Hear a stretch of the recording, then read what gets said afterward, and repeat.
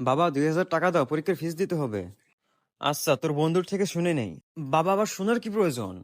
তুই তো সত্যিই বলছিস, কনফার্ম হইতে কি সমস্যা তাহলে? হ্যালো বাবা জনি, তোমাদের পরীক্ষার ফিস কত? বন্ধু নিশ্চয়ই ওর বাপরে বেশি বলছে, না হলে তো আঙ্কেল আমারে ফোন দিত না। আঙ্কেল, ওই 2500 টাকা ফিস লাগবে। 2500 টাকা বলছে। দাঁড়া, তোর আর একটা বন্ধুর কাছ থেকে শুনে নি। হ্যালো বাবা, তোমাদের পরীক্ষার ফিস কি 2500 টাকা? বন্ধুর বাপরে 2500 বলছে, আমি আর একটু বেশি বলে দিই, পরে টিক নেমনি ওর কাছ থেকে। হ্যালো আঙ্কেল, কিন্তু আমাদের পরীক্ষার ফিস তো 3500 টাকা।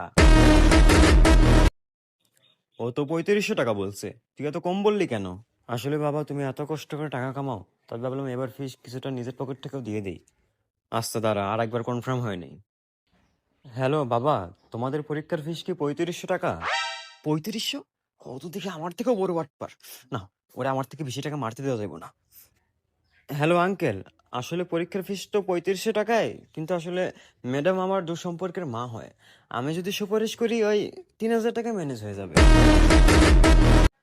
আচ্ছা আচ্ছা, দিচ্ছি। না বাবা, টাকা অনলাইনে দিও না, আমায় ক্যাশ দাও। আসলে আমি আসার পথে তোদের কলেজে গিয়েছিলাম, ফিস দিয়ে আসছি। 200 টাকা লাগছে।